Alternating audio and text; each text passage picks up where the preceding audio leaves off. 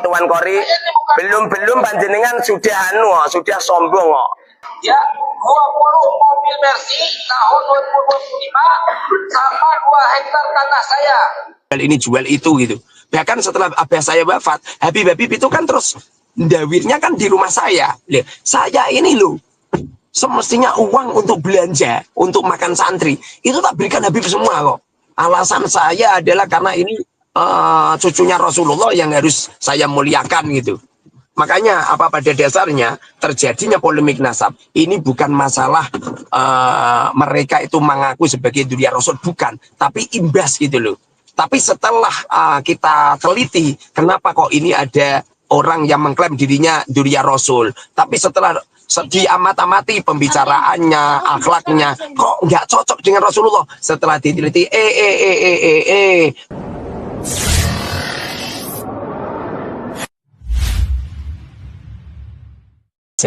saya memberi hadiah tanah orang, mobil orang itu udah lama, jadi udah terbiasa.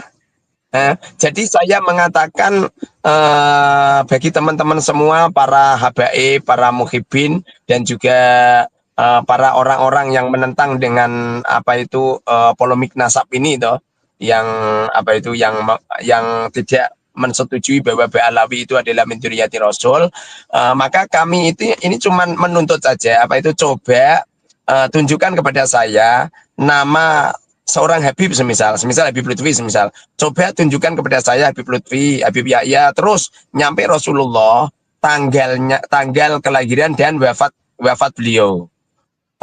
Tuan Kori bilang, bagaimana saya bisa mengetahui wafatnya Habib Lutfi, kamu itu dan lain sebagainya lah. Kemudian saya bilang, khusus Habib Lutfi hari kelahiran saja, tapi kalau untuk yang ke atas silakan hari kelahiran dan wafat. Loh, kalau begitu ya nggak mungkin, mokal itu. Loh, anane hadiahnya itu luar biasa, hadiah mobil, itu ya memang sayembaranya mokal, sayembaranya sulit gitu. Seperti contoh saya bilang gini, coba ya anak saya itu hilang, tolong ya siapa yang bisa menemukan anak saya beri hadiah 7 mobil, kemudian sertifikat tanah sekalian rumah. Ya, masa ada orang ngomong gini, oh ya itu mokal, anaknya nggak ada, anaknya hilang. Loh, anaknya saya memberikan ya karena nggak ada gitu loh. Begitu juga tentang silsilah Ba'alawi ini yang nasabnya nyampe sana. Tapi perlu dimengerti bahwa saya membuat sayembara siapa yang bisa menemukan anak saya yang hilang. Itu bukan berarti anak saya nggak ada, tidak. Ada anak saya, cuman belum saya temukan kan gitu. Begitu juga saya membuat sayembara siapa yang bisa menyodorkan nama silsilah Ba'alawi, ya kan, dari Habib Lutfi atau mungkin Habib Rizik atau mungkin Habib Taufik, nyampe baginda Rasul hari kelahiran dan wafatnya, ya kan. Tentu orang ngomong gini, ya mokal, lu mokal bagaimana, masa beliau nggak pernah lahir, masa beliau nggak pernah wafat. Lewang Syekh Abdul Qadir Jilani saja itu diteliti nasabnya saja terdeteksi hari lahirnya dan wafatnya nyampe Rasulullah. Masa ini tidak ada kan gitu. Nah itu kan saya hadiahkan 7 mobil itu. Saya memberi 7 mobil ini toh tidak abal-abal. Kemarin Ustadz Kori mengatakan coba Muharrar, mamanya kamu bisa menjawab silsilahnya Dzulqarnain, semisal siapa gitu loh, semisal Dzulqarnain, hari lahirnya kapan, wafatnya kapan, tak beri 20 Mercy sama 2 hektar tanah gitu. Tapi beliau ngomong gitu kan abal-abal, belum diketahui. Belum ada video bukti-buktinya, mobilnya. Kalau saya ada buktinya. Ini mobil Ayla.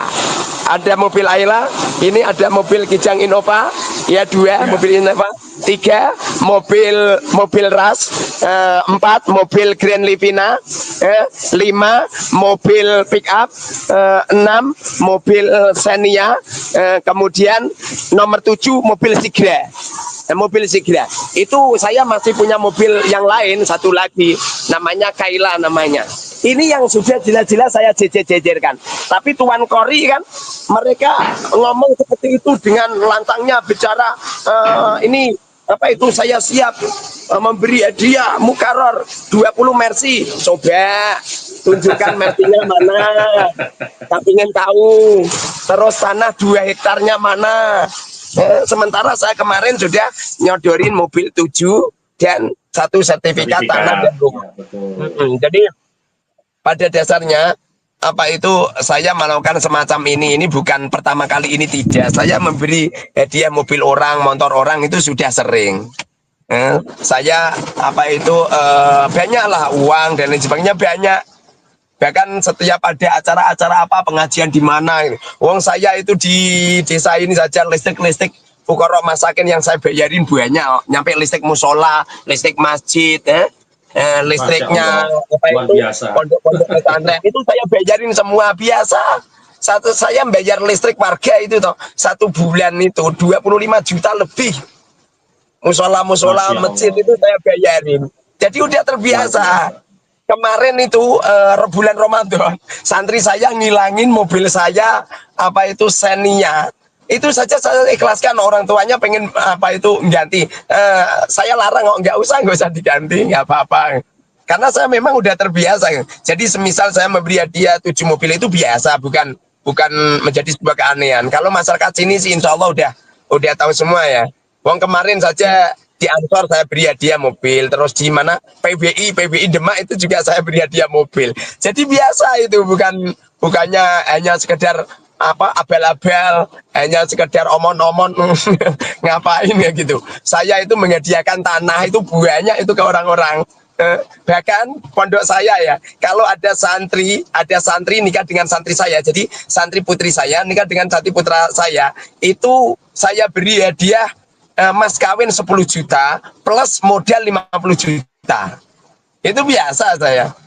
Jadi apa itu saya memberi hadiah ini bukan berarti apa itu abal-abal, hanya omong doang, bukan. Coba apa itu Sayyid Qori itu yang katanya apa itu 20 Mercy sama 2 hektar tanah, coba tampilkan di media sosial. Jadi biar gitu loh, biar seimbang gitu loh. Jadi mereka menuntut saya 7 mobil sudah saya siapin, sudah saya jejerin di depan depan pondok saya.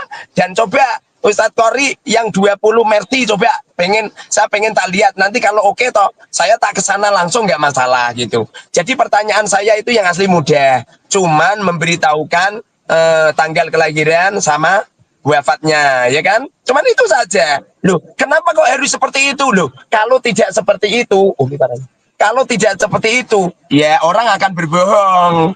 Nanti semua orang akan bisa mengklaim dirinya Dzurriyyah Rasul dengan menyodorkan nama-nama palsu. Ya kenapa kok saya menuntut dari kelahiran dan wafat? Loh, kalau kelahiran dan wafat tidak diteliti, tidak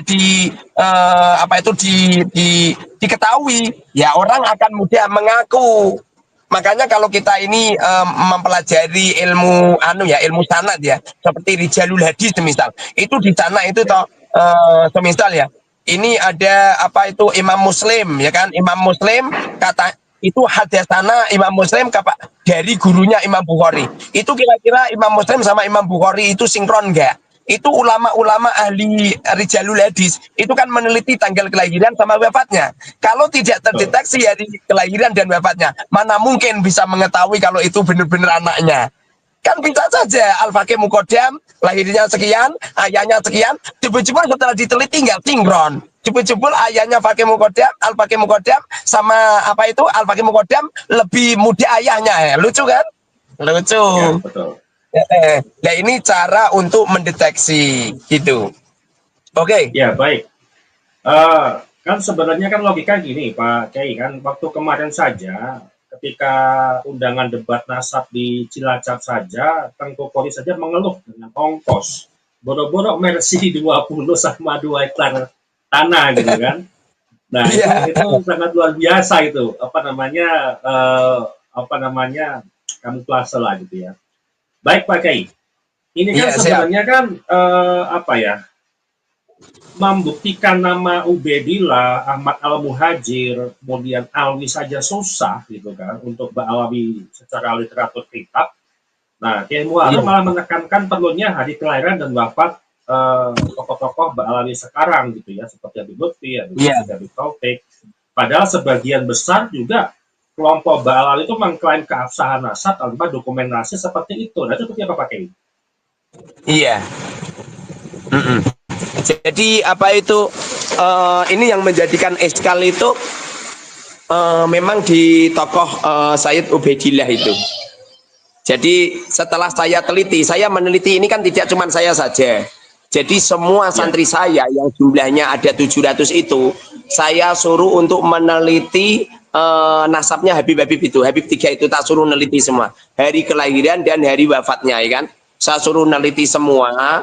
Kemudian setelah hasil penelitian itu yang sangat-sangat dicurigai itu justru Ubaidillahnya itu. Jadi Ubaidillah ini dicurigai gitu. Jadi di kitab-kitab itu tidak ditemukan hari kelahiran dan hari wafatnya, dan tidak ada satupun kitab yang menyebut bahwa apa itu Sayyid Ubaidillah itu adalah putranya Sayyid Ahmad. Ini saya menelitinya bukan di karya tulisnya karya tulis Habib Ba'alawi, bukan loh. Sebab kalau kita nelitinya di karya tulisnya Ba'alawi memang ada. Jadi Sayyid Ubaidillah putranya Sayyid Ahmad itu ada, dan mereka mengklaim bahwa Sayyid Ahmad itu hijrah ke Hadramaut, ke Yaman gitu. Tapi itu kan tidak ada kitab sejaman. Padahal makna daripada asyuroh wal istifadho, asyuroh wal istifadho itu selain terkenal harus ada pengakuan dari keluarga yang domisili. Lah domisilinya Sayyid Ahmad itu kan di Basra, di Irak. Sementara di sana tidak ada satupun orang yang menyampaikan sejarah bahwa Sayyid Ahmad bin Isa An-Naqib itu pindah ke Hadramaut, nggak ada. Jadi mengetahui kalau ini surah wal istifadho itu jangan meneliti zaman sekarang. Kalau sekarang surah wal istifadho, kalau hanya sekadar meneliti sekarang lah sama saja ada orang ngomong gini, apa itu Nabi Adam diusir dari surga gara-gara makan buah khuldi. Coba, apa itu buah khuldi itu, ya kan? Apa ada buah khuldi loh? Jangan-jangan buah khuldi itu diambil dari kata buah kholdun. Kholdun itu artinya yang menjadikan abadi di surga selama-lamanya. Istilahnya iblis di waktu menipu kepada Nabi Adam. Artinya sekarang ini kan orang kan surah wal istifadho kan terkenal istilahnya buah khuldi. Tapi kan setelah diteliti tidak buah khuldi kan? Itu buah lain kan? Jadi khuldi itu hanya kata-kata tipu-tipuannya iblis gitu, sehingga kita ini juga terpengaruh juga buah khuldi gitu. Jadi surah